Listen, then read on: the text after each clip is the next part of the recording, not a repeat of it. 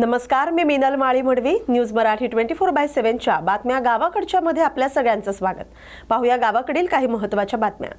वैजापूर नगर परिषदेच्या नगराध्यक्ष पदाच्या निवडणुकीत पुन्हा एकदा दिनेश परदेशी यांनी विजय मिळवत आपलं नेतृत्व कायम राखले.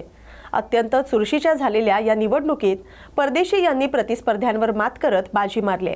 त्याचबरोबर महिला नगरसेविका कविता शिंदे यांनीही नगरसेविका पदाची निवडणूक जिंकत यश संपादन केले.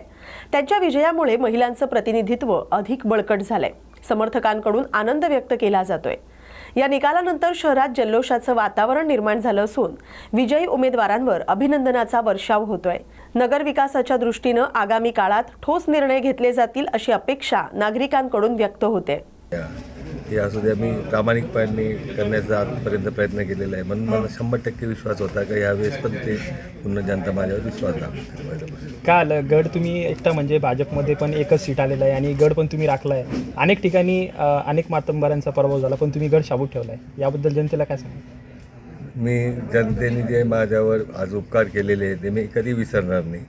कारण की खूप जास्त मताधिक्याने दरवेळेस निवडणूक लढलो, पण सगळ्यात जास्त मताधिक्य आत्ता दिलं. म्हणजे त्यांचा, जनतेचा, वैजापूर शहरवासियांचा अजून विश्वास माझ्यावर, भारतीय जनता पार्टीवर, आमची युती होती भारतीय जनता पार्टीवर, राष्ट्रवादीची, त्याच्यावर विश्वास दाखवला. त्याबद्दल मी जनतेचं मनापासून आभार मानतो. आता सध्या काय परिवर्तन घडेल बरं नवीन सध्या म्हणजे वॉर्डातला जो विकास आहे त्याचा आता काय? विकास तर वैजापूर शहराचा भरपूर झालेला आहे. अजून जे जे आम्ही वचननाम्यात दिलेलं आहे, जे वैजापूर शहरवासियांकरता करायचं आहे ते 100% आम्ही करू. कारण की आता केंद्रात भारतीय जनता पार्टी सत्ता आहे, राज्यात सत्ता आहे, मुख्यमंत्री आमचे देवाभाऊ आहेत, पण राष्ट्रवादीची युती आहे, अजितदादा पण आहे अर्थमंत्री, केंद्रात सरकार आहे, केंद्राच्या पण भरपूर स्कीम नगर विकासच्या असतात, राज्याच्या स्कीम असतात. ते सगळ्यांचं वैजापूर शहरवासियांना कसा लाभ होईल याच्याकरता मी प्रयत्न करणार. महाशक्ती ॲम्ब्युलन्स असोसिएशन नांदेडच्या ॲम्ब्युलन्स सेवा क्षेत्रातील कर्तव्यनिष्ठ आणि सेवाभावी व्यक्तिमत्व शिवदास भगवानराव भोजराज यांच्या निधनानं संपूर्ण शहरात हळहळ व्यक्त करण्यात येते. मंगळवारी त्यांचं अल्पशा आजारानं निधन झालंय. या दुःखद घटनेनंतर महाशक्ती ॲम्ब्युलन्स असोसिएशन नांदेडच्या वतीनं दिवंगत शिवदास भोजराज यांना भावपूर्ण श्रद्धांजली अर्पण करण्यात आली. असोसिएशनचे अध्यक्ष सय्यद आझर यांच्यासह कल्याण शिंदे, रवी जाधव, नागोराव गुंडले, शैलेश पितळे तसंच नांदेड जिल्ह्यातील सर्व ॲम्ब्युलन्स चालक आणि मालकांनी एकत्र येत त्यांच्या स्मृतीला अभिवादन केलंय.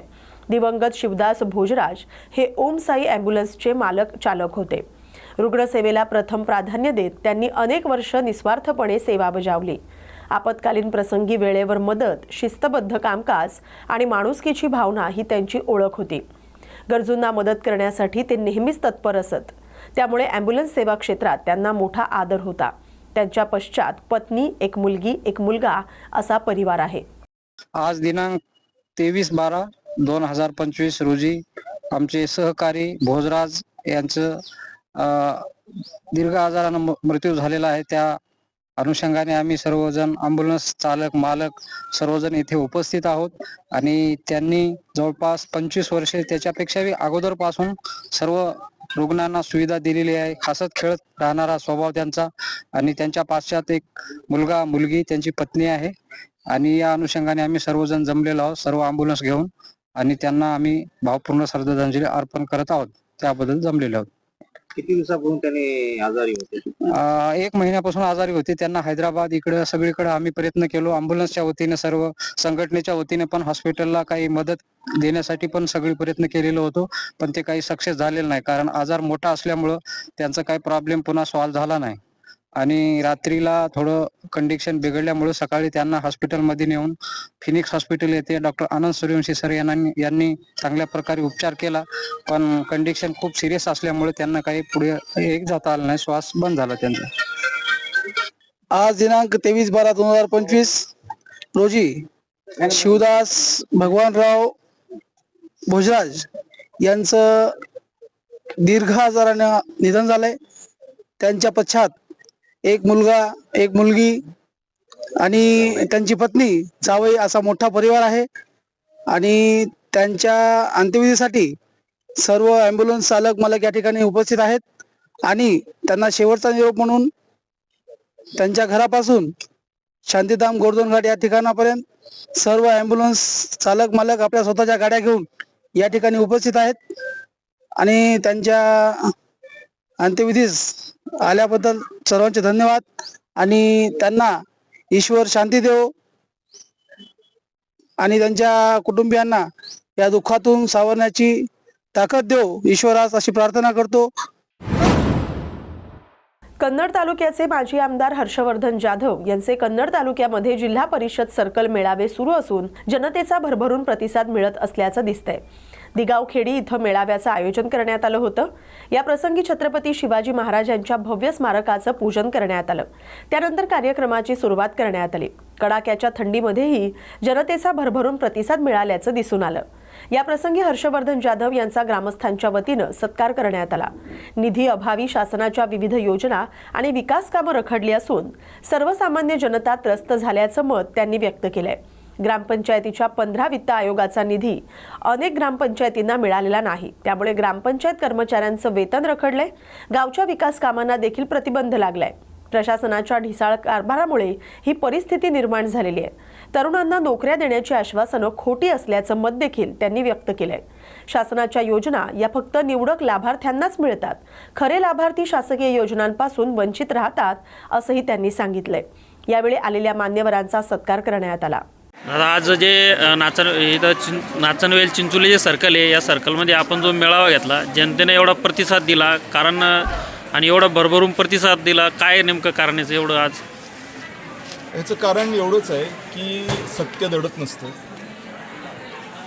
मी सभेतही बोललो आहे, आपणालाही सांगू इच्छितो. सूर्याला ग्रहण जरूर आहे, पण ग्रहण हे आत्तापर्यंत सूर्याला नष्ट करू शकलेलं नाही आहे. ते ग्रहणच नष्ट झालं आणि ही बाब पुन्हा एकदा दिगाव आणि नाचनवेल जिल्हा परिषद सर्कलच्या सर्वसामान्य लोकांनी महाराष्ट्राच्या तमाम राज्यकर्त्यांच्या लक्षात आणून दिली असावी. आज सगळ्या गावातनं या नाचनवेल चिंचोली जिल्हा परिषदेच्या स्वखर्चाने एकही रुपया मी कोणाला दिलेला नाही. मंडळी प्रचंड इथे जमा झाली आणि हे द्योतक आहे त्या गोष्टीचं जे मी सातत्याने मांडत आलो सत्य. आणि संपूर्ण जे सर्वसामान्य जनता आहे ही अतिशय त्रस्त झाली, कारण योजना भरपूर आहेत आणि मंजूर पण झाल्या, परंतु खात्यावर पैसे न अभावी मात्र शासनाचे या ठिकाणी दुर्लक्ष आहेत आणि जनता त्रस्त झालेली आहे. याविषयी देखील आपण मुद्दे मांडले, त्यामुळं जनता देखील आपल्या या मुद्द्याशी सहमत आहे. काय सांगाल शासनाचं यामध्ये? शासनाच्या जमिनी भाड्याने दिल्याशिवाय शासनाकडे पैसे येणार नाहीत. कर आणि कर्ज हे मॉडेल फेल झालेलं आहे. कर्ज काढून दिवाळी करणं हे सरकारची पहिल्यापासूनची पद्धत आहे आणि म्हणून कर्ज वाटते तितकं झाले. कर्ज म्हटल्याच्या नंतर त्याचा हप्ता आला. महाराष्ट्र राज्य सरकारला वर्षाला 60,000 कोटी रुपयाचा हप्ता भरायला लागतो आणि महाराष्ट्र सरकारकडे आमदनी GSTचा कट झाल्याच्या नंतर मोठ्या मुश्किलीने 3,18,000 ते 3,20,000 कोटी आहे. महाराष्ट्र सरकारचा आस्थापना खर्च, ज्याच्यामध्ये पगार आहे, ज्याच्यामध्ये व्याज आहे, ज्याच्यामध्ये पेन्शन आहे, ज्याच्यामध्ये इतर काही गोष्टी सबसिडी आहे, यालाच सरकारला जवळपास 6,34,000 कोटी रुपये लागतात. हे बजेटचं पुस्तक सांगते, जे नागपूरमध्ये मी मांडून आलो. आता ज्या वेळेला 3,18,000 उत्पन्न आहे, ज्याच्यातले 60,000 कोटी रुपये हे व्याज जाणार आहे आणि मागणी मात्र 6,34,000 कोटीचे बेसिक, त्यावेळेला विकासासाठी पैसे कसे उपलब्ध होतील? आणि विकासासाठी पैसे उपलब्ध नाही झाले की मग विकास होऊन जे कराच्या माध्यमातून पुन्हा एकदा सरकारकडे हे पैसे वापस फिरले असते ते फिरणार नाही. आज जर का शेतकऱ्यांना नुकसान भरपाईसाठी भरपूर रक्कम दिली असती तर शेतकऱ्यांनी ती रक्कम खर्च केली असती आणि जी खर्च केलेली रक्कम होती त्याच्यातनं काही पैसे टॅक्सच्या माध्यमातून पुन्हा सरकारच्या तिजोरीत गेले असते. म्हणजे कुठंतरी पॉझिटिव्ह सायकल तयार झालं असतं. आता ते सायकल निगेटिव्ह झाली. न सरकारकडे पैसे आहेत न लोकांकडे आहेत. राज्यात 29 महानगरपालिकांच्या निवडणुकीची रणधुमाळी सुरू झाली असून त्यामध्ये नांदेड वाघाळा महानगरपालिकेचाही समावेश आहे. जर आपल्याला प्रत्येक वॉर्डचा विकास करून विकासाचा अजेंडा तयार करायचा असेल तर सत्ताधारी पक्षाला बाजूला ठेवून विरोधक पक्षाला सत्तेमध्ये समाविष्ट करून विकास करून घ्यावा लागेल. येणाऱ्या महानगरपालिका निवडणुकीमध्ये वंचित बहुजन आघाडीच्या पाठीमागे सर्वांनी खंबीरपणे उभं राहावं लागेल, असं मत वंचित बहुजन आघाडीचे अध्यक्ष ॲडव्होकेट प्रकाश आंबेडकर यांनी नांदेड येथील पत्रकार परिषदेत केले. मी असा जो संवाद साधलेला आहे त्या ह्याच्यामध्ये 3 गोष्टींचा मी असा उल्लेख करतोय. एक म्हणजे जे महाराष्ट्रामध्ये कधी घडलं नाही ते घडत लागलेलं आहे आणि ते म्हणजे बुलडोझरची संस्कृती. मीरा भाईंदरमध्ये आपण असं बघितलं, जळगावमध्ये आपण असं बघितलं, नागपूरमध्ये आपण असं पाहिलं की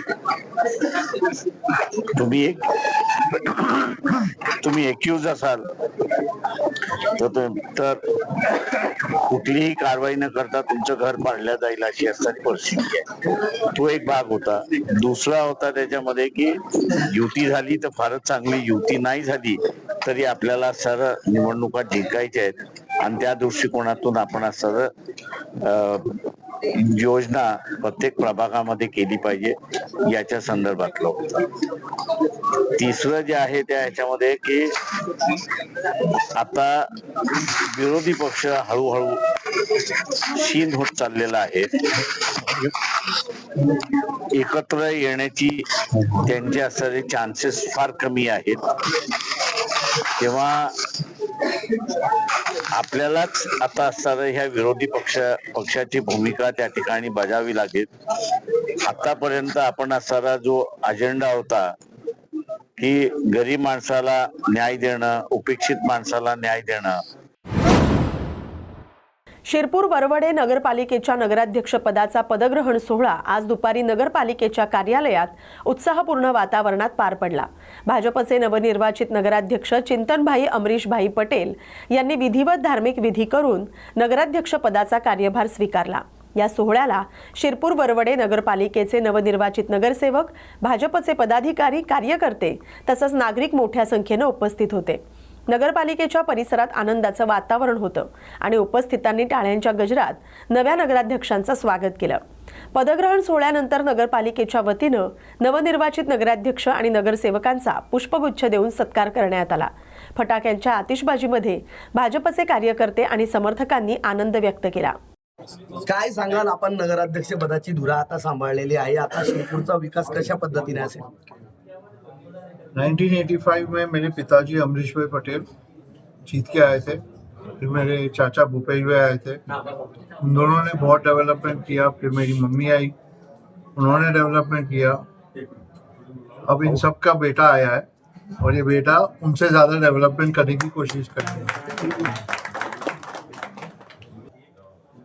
सब शिरपुर में और भी डेवलपमेंट करने की जगह है. जैसे जितनी ओपन स्पेसेस है वहाँ पे बच्चों के खेलने की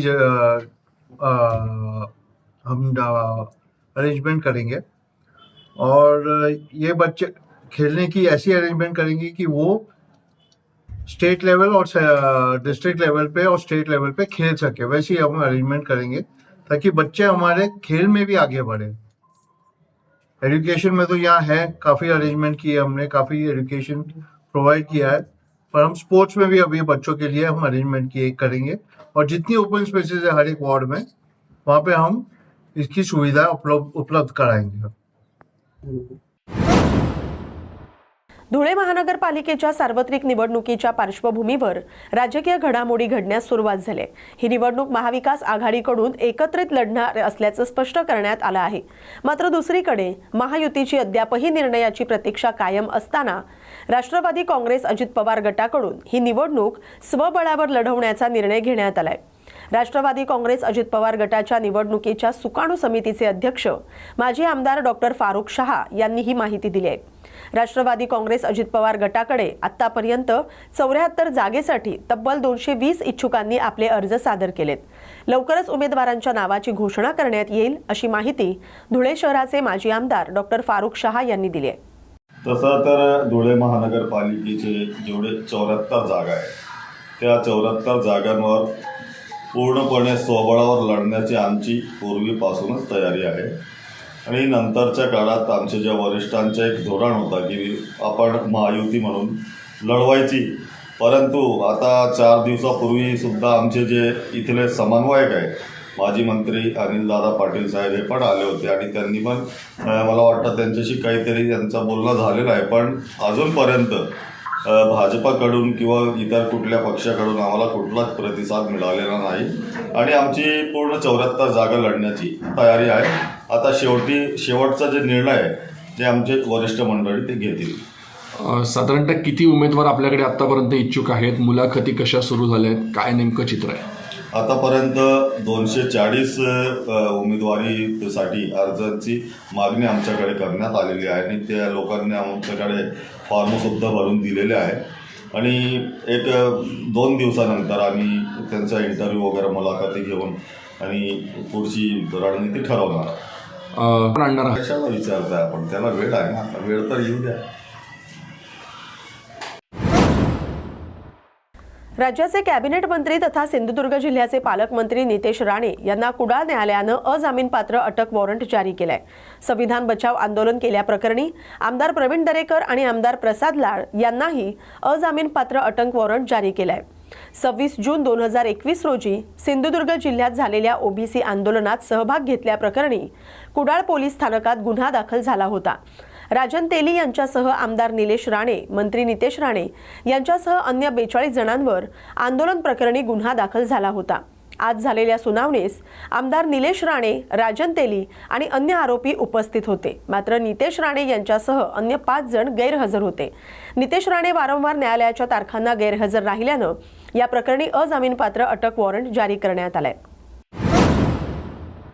चोपडा तालुक्यात गेल्या 2 दिवसांपासून ढगाळ वातावरण निर्माण झाल्यामुळे तालुक्यातील हरभरा आणि मका पिकावर परिणाम होण्याची शक्यता व्यक्त केली जाते. तालुक्यात हरभरा आणि मका पिकांचं क्षेत्र मोठ्या प्रमाणावर वाढलंय. शेतात हरभरा फुलावर आहे तर मका देखील चांगल्या स्थितीत आहे. ढगाळ वातावरणामुळे हरभरा पिकाच्या फुलांची गळती होऊ लागले, अळीचा प्रादुर्भाव होऊ शकतो आणि हरभरा आणि मका पिकाचं नुकसान होऊ शकते, अशी भीती शेतकऱ्यांमध्ये निर्माण झाली. आपल्या तालुक्यात ढगाळ वातावरण आहे, या वातावरणाच्या पिकांवर काय परिणाम होईल? या पिकांवर, बाकीच्या पिकांवर ते काही होणार ते नाही, पण अडीचे प्रमाण वाढून जातं. अच्छा. हां, आणि जो हरभराचे जो फूल आहे ते फूल गळ होतं. हा प्रकार जाणून जातो. म्हणजे या ढगाळ वातावरणामुळे वातावरणामुळे हरभराचे जे फुलं ते त्याचे गडदी लागून जाते आणि त्याच्यामुळे ते आडी पण दणकते, अळीचा प्रादुर्भाव वाढतो. याचा मक्यावर बी परिणाम होतो का? याचा मक्यावर तर मग आडीचे प्रमाण वाढतो.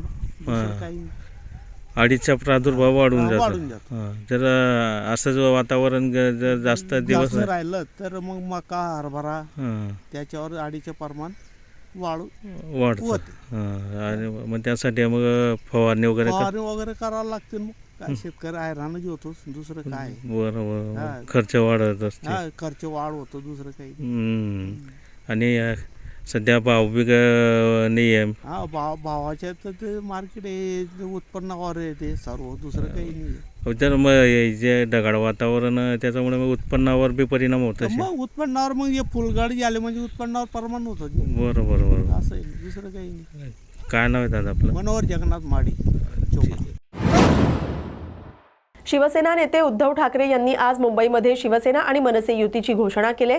त्यानंतर संपूर्ण महाराष्ट्रात आनंद साजरा केला जातोय. आज विरोधी पक्षनेते अंबादास दानवे यांनी छत्रपती संभाजीनगरमध्ये शिवसैनिकांना पेढे भरवत आनंद साजरा केलाय. आज एक महाराष्ट्राच्या दृष्टीनं अतिशय महत्त्वाची घटना घडलेली, ही ऐतिहासिक घटना आहे. दोन्ही माननीय उद्धवजी ठाकरे साहेब आणि माननीय राजसाहेब ठाकरे दोघं एकत्र येणं, याचा अर्थ महाराष्ट्राची जी काही स्वाभिमानाची लढाई आहे ही आणखी धारदार करणं आहे, कणखर करणं आहे. कारण ज्या पद्धतीनं या महाराष्ट्राचा अवमान सातत्यानं करण्याचा प्रयत्न आताचे सरकार, राज्यातले असेल केंद्रातले असे करतात. वेगवेगळे व्यवसाय बाहेर नेणं, व्यापार बाहेर नेणं, मराठी भाषेचं वेगवेगळ्या ठिकाणी अपमान करणं, या सगळ्या गोष्टी होत असताना उद्धवसाहेब, राजसाहेब आज एकत्र येत आहेत. येणाऱ्या काळात महाराष्ट्राच्या स्वाभिमानाच्या दृष्टीने ही अतिशय महत्त्वाची आणि ऐतिहासिक घटना आहे. गेल्या अनेक दिवसापासून वर्षांपासून जे आहे तर ते मनसे सुद्धा आणि शिवसेना सुद्धा मराठी मुद्द्यावर मुद्दे मांडत आहे सरकारसमोर. तर आता दोघांचं एकत्रीकरण झालेलं आहे, त्यावर आपण काय बोलणार की येणाऱ्या काळात जे आहे तर मराठी मुद्दा प्रखरपणे समोर ठेवला जाणार का मराठी लोकांच्या समोर? ह्याच मुद्द्यावर आले ना ते, याच मुद्द्यावर मराठीच्या मुद्द्यावर सगळे एकत्र झालेले आहेत. आणि मग असं येणाऱ्या काळामध्ये सुद्धा आता दोघे बंधू एकत्र झाले, त्या अर्थी दोन्ही पक्षाचं युती झालेली आहे आणि दोन्ही पक्ष येणाऱ्या काळात आपापल्या भूमिका, विशेषतः मराठीची भूमिका, महाराष्ट्र हिताची भूमिका आणखी कणखरतेनं, सक्षमतेनं, आक्रमकतेनं मांडतील. झालेली आहे ही महाराष्ट्रामध्ये पूर्ण महाराष्ट्रामध्ये झालेली आहे. जिथं जिथं दोन्ही पक्ष काम करतायत सोबत सगळीकडे काम करावं अशा प्रकारची भूमिका राहील आणि निश्चित आम्ही ती भूमिका पार पाडू. वंचित बहुजन आघाडीचे नेते प्रकाश आंबेडकर यांनी पदाधिकाऱ्यांशी संवाद साधला. यावेळी सर्व पदाधिकाऱ्यांना सूचना करण्यात आले की भारतीय जनता पार्टी सोडून स्थानिक स्वराज्य संस्था निवडणुकीसाठी कोणत्याही पक्षाशी युती करा. दोन्ही बंधू एकत्र आल्यानं त्यांचं स्वागतच केलं पाहिजे. काँग्रेसनं आत्मचिंतन करण्याची देखील गरज आहे असं मत प्रकाश आंबेडकर यांनी व्यक्त केलंय. बीजेपीकडे गेलेले आहेत, काही पाटील जे आहेत ते अजित पवार आणि शरद पवारांकडे गेलेले आहेत. काँग्रेस जो आहे तो आपल्याला मुसलमानाला सांगता आला पाहिजे की तुमच्याच मतावरती फक्त टिकून आहे, उरलेलं त्याच्याकडे दुसरं मत नाही. तेव्हा काँग्रेसला मत देणं म्हणजे बीजेपीला आणणं.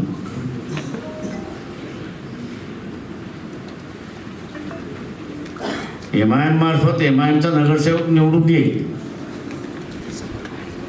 पण MIM झोपड्या वाचवा म्हणून भूमिका घेणार. या बातमीसोबतच बातम्या गावाकडच्या मध्ये वेळ झाली आता इथेच थांबण्याची. अशाच महत्त्वाच्या आणि गावाकडील बातम्यांसाठी पाहत राहा न्यूज मराठी 24/7. नवा भारत, नवा विचार.